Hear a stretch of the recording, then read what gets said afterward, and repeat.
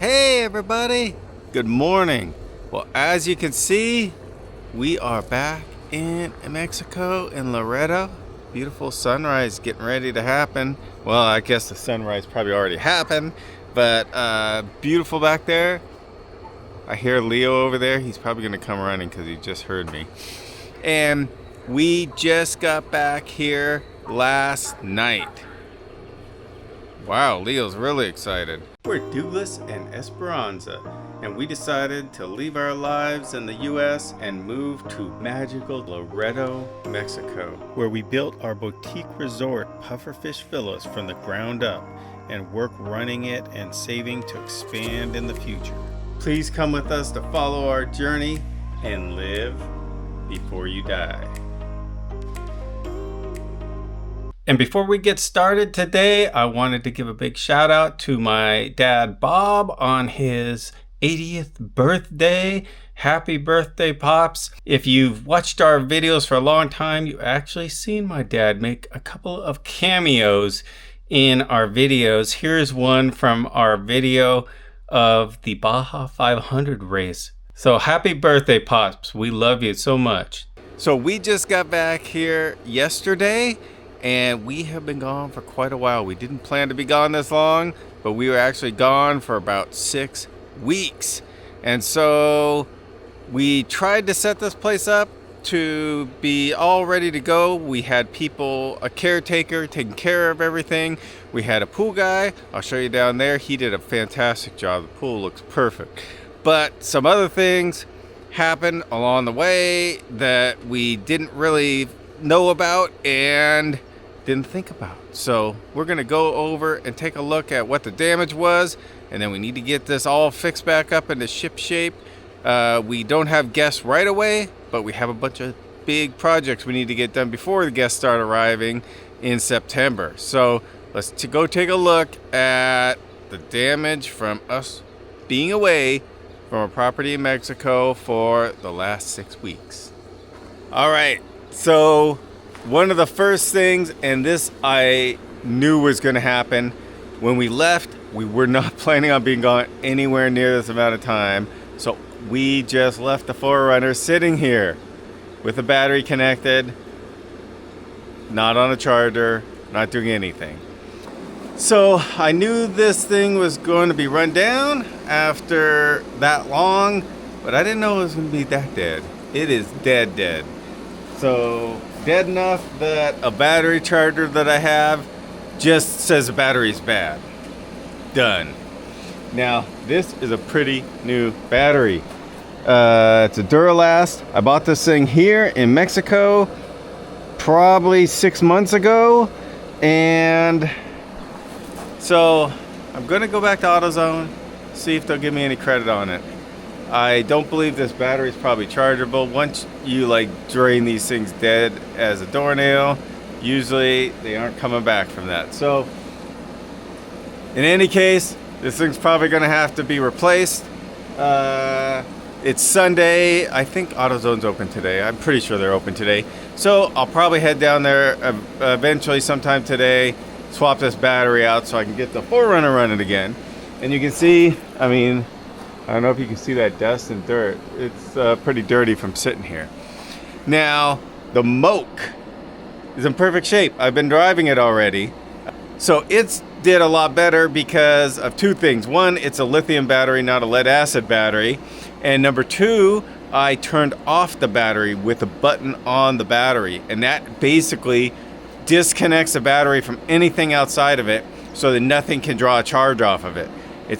It's for storage of the battery, but it works really well because it doesn't let anything draw off the battery. It's what I should have done here. I should have took the terminals off this or put a battery tender on it. But in any case, I just turned the battery back on the Moke. I've already been around town on it, and I'll be using it to go get another battery for this guy. All right, so that's our first casualty here. No problem, we'll get it fixed up. It might cost a new battery, unfortunately, but we got to do what we got to do here. Now, another casualty was my potted plants up here at the Oasis. And you can see this one is not very happy. These ones are not very happy. Most of these are require less water. They didn't do too bad. Wow, look at this. This is like a invasive weed in the desert that comes up. Look at it. It grows up right here, grows up, and then it goes over other plants and kind of smothers them. I need to get that off there. Here's a casualty. Now this is already perking up just from last night. I got here and I fixed the problem, but you can see, look at all the elephant ears that died off. That's horrible. This one died off even worse. And so, not super happy about that, but unforeseeable issue. And I'll show you what happened. And you can see all the water right here.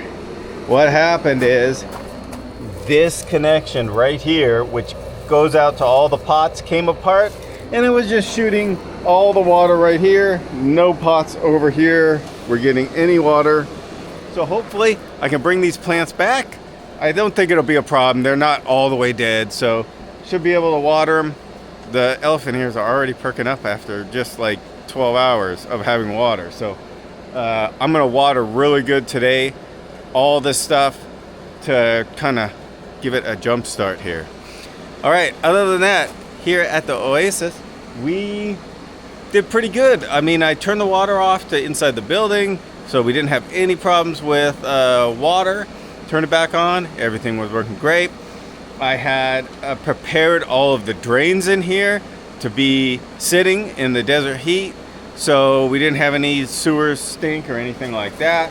I actually tried a new thing, which may or may not have been a good idea because I haven't tried to clean it yet, but I actually put cooking oil in the toilet and the urinal, because the rest of the drains, like I just put a stopper in this drain to keep it from evaporating out, and the drains in the house I put stoppers on, but the toilet and the urinal, you can't do that. So actually it's pretty clean. So I put cooking oil in the urinal and in the toilet inside, and the purpose of that was to create a film over the top of the water. Out here it's got two purposes, because there's mosquitoes can get out here. I didn't want this whole building full of mosquitoes when I came back, and the cooking oil prevents them from laying eggs in the water. It also prevents the water from evaporating out. It worked perfect. The water didn't go down at all in either of those drains, so that worked. And just a little bit of cleanup. I mean, honestly, it looks pretty good. I haven't cleaned it yet. So other than that, I mean, we had our caretaker. They were here quite a bit, just kind of looking at stuff. They hadn't been here. This sprinkler only failed about a week ago. You can see it's really hot here. That's how long, like a week without water. So they didn't catch that because we were planning on being back long before this. But our caretaker had been through here, so we knew everything was in pretty good shape. Down here at the villas, things are looking pretty good. Had to change it up and put on my my sun hat, because the sun is coming up over the trees over there. So I have not even been in. I just opened the door to the lavanderia. Let's take a look in here. Lots of gecko poop because of the light by the door. The geckos like to sit there by the light and eat all the bugs and then poop. So I guess that's good because they're eating bugs, but yeah, everywhere where there's a light, the geckos like to eat. Now, this is looking pretty good in here. Nothing I see looks bad. Everything's still working. As I said, we had a pool guy coming twice a week to clean the pool. And that's actually pretty affordable if you find the right guy. We have a guy, Francisco's Pool Service here in Loreto. He cleans our pool for 200 pesos per time, and 200 pesos gets you come check all the chemicals, skim the surface if it needs it, and then vacuum the whole pool and brush it also. Now we did have another problem I actually saw on the cameras, and I sent our maintenance guy over here, my backup maintenance guy, Pepe. You remember Pepe from the tree falling on him, and he's been in a lot of my videos. He's been in videos since almost the beginning of the property here. Pepe came over here, and I noticed in the cameras that I could see this getting all wet, this gravel out here. And because we have a camera that just looks at the parking area down here at Pufferfish Villas, and I suspected this sprinkler head was something wrong with it. Sure enough, this sprinkler head had blown off the cap. It was just blasting a geyser up. Wow, what is this? Yeah, I'm gonna have to look at that. There's a big pit under the sprinkler head, which means that it's probably blasting out water down from the sprinkler head down. So, all right, I'm just seeing this for the first time. I mean, I came down here and kind of looked around, but I didn't really do a close inspection. Now, it is dirty and messy and horrible down here because of all the dirt and dust that have settled since we were gone. So we did have guests here for 1 week while we were gone, and it was actually kind of in the middle of July, and they had booked way previously before we decided to close for the summer. And next year, I think I'm gonna close for the summer by the time you see this video, because we don't want to get any people booking in the middle of the summer because it costs, a lot of work. So before that guest came, the villas have been vacant for about 3 weeks. So our cleaners had to come back, do another cleaning in the villa that they were staying in for that week. And then since we weren't there, we'd been gone for a couple weeks already then, they had to clean the whole outside area, which is a lot of work. And I usually do that, but we had to have them do that to get ready for these guests. So during the summer, it's really hot here. You can see I'm already sweating through my shirt. And 99% of the snowbirds and expats that come here during the high season leave during the summer because it's too hot here. Really, we have no customers during the summer. We found that out our first summer renting here, that we only rented like 2 or 3 times during the 3 months of the summer. And so it just made sense to shut down during the summer this year. And next summer we'll shut down during the summer also. That gives us a chance to do a bunch of maintenance and other stuff. And if we just have one guest, and we haven't had guests in 3-4 weeks, there's a tremendous amount of work because we have to get this place perfect again. And after it's sat for 4 weeks, you can see it's got dust and dirt and it needs deep cleaning. And to do a deep cleaning outside here is a lot of work. I mean, look at this. Look at this, how dirty this is. And all this has to be cleaned spotless before a guest could ever come. I would never leave this like this when a guest was coming.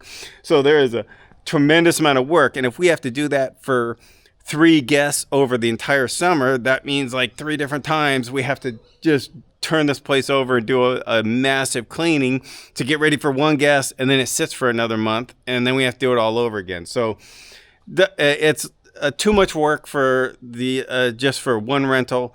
And so we prefer to just close for the summer, really just kind of let this place go during the summer. As far as cleaning, there's no real reason to clean it. We do use a pool. We'll clean up like the chairs that we're using, but other than that, we just leave it because the dust doesn't hurt anything. And then we only have to clean it once at the end of the summer to get ready for the fall season. All right, the pool is looking fantastic. Francisco did a perfect job. It is perfectly clean. I like there's no tiles coming off the top bench where we did the repair. That's good news. All right, my plants down here have taken a beating too, because when that the pump's coming on, when that thing blew, when the sprinkler head blew over there, that sprinkler is on a circuit that does all these plants here, all the plants along this side of the pool deck, and this half of the outside in the front on the other side of the gate. And so you can see some of the plants, I mean, these are really, you can tell that they did not have water. They are not happy. I mean, these die off anyways, but I can see that these are not super happy. They're getting water now. These are not super happy. Look at the dead fronds and the canopy on this. So you could tell, I could tell exactly what happened on this, on these Christmas palms. These Christmas palms were not getting enough water, probably for a couple weeks. And they ended up dying way back. When the water came back on, you can see now they're shooting up a whole bunch of new palm fronds, but it's going to take them probably another couple months to recover from not having, see this one, how it's just shooting up new ones and there's half dead ones all around the bottom. So I hate that because I love these plants and trees. I feel so bad that they got all destroyed, but you know, when you're gone for this long, you know, this is the whole thing of running the property as opposed to having someone else take care of the property. Someone else who's taking care of the property, like when we're gone, a caretaker, yeah, they come in and they look around, but they aren't going to see a lot of the stuff, and they're doing a whole bunch of properties. They don't have a lot of time. When I'm here, I come down every single day. I would have noticed that sprinkler head the first day it happened, and I would have fixed it. None of this would have happened.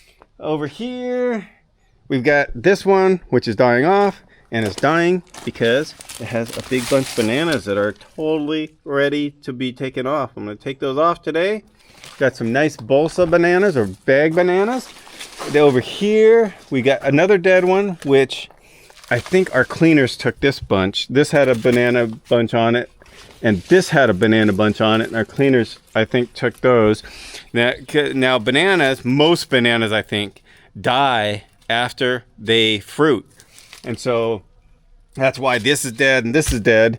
And this one is dead because it's fruited and it knows it's out of here. Now, usually before they fruit, they will send up a baby. And you can see right here, they call them a pup. But here's a pup that this one sent up before it started dying, so that there's always new bananas coming up. And there's a little pup down there. And so the cycle kind of continues because the bananas know this whole cycle of they grow, they start to fruit. Oh, got bananas up there. And those are not bolsa. Those, I think, are apple bananas or a different type of banana. Exciting. You can see, even in the desert, we got lots of bees here, and the bees love bananas. Bees love banana blossoms. They must be really sweet or something, but they're always full of bees. So that's kind of the cycle of the bananas. Really cool. We eat all these bananas. Either we eat them or our cleaners take some of them and use them. So very cool, but everything's just kind of a little ratty. Oh, this thing really hurting for water. Really hurting. You see how these things are closing up? And it looks really dry. Now this will just pop right back because that's a desert plant. It's used to like being no water for a while. It just kind of goes in hibernation mode and then comes back. Plumeria is actually doing pretty good. We got some bunches of flowers back there, looking beautiful as ever. So Plumeria is good. And this one, you can see, this is what the Christmas palm should look like. This one did not lose water, and it's got a nice canopy of nice arching palm fronds. That's because the water didn't fail to that one. These, I don't know why the cleaners left these. They must have forgot them, but you can see, haven't had guests here for a while. Dirty, dirty, dirty. I haven't gone, let's go inside the villa and check it out. One of the villas, the door lock actually failed, but this villa did not. Actually, not too bad at all in here. It is hot. Well, it's really warm in here. But they got it all cleaned up. Let's see. I don't feel any dust. Doing pretty good. This thing has been sitting for about a month since the last guests were here. They have it all ready for new guests. Looking good. Our cleaners did a good job.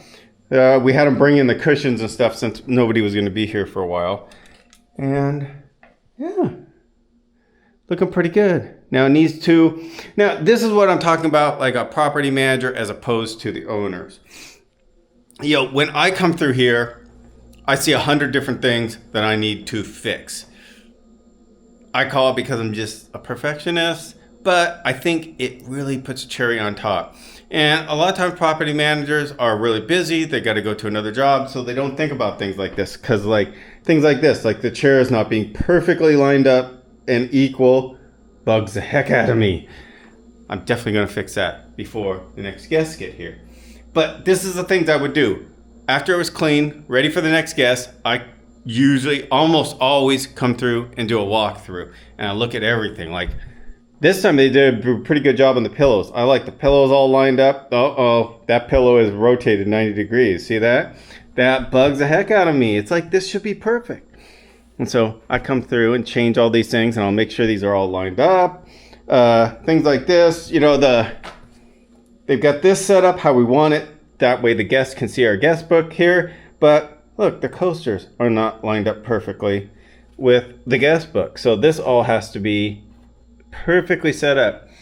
And I know these things are really nitpicky, but I think that makes the huge difference of being a fantastic rental as opposed to a great rental.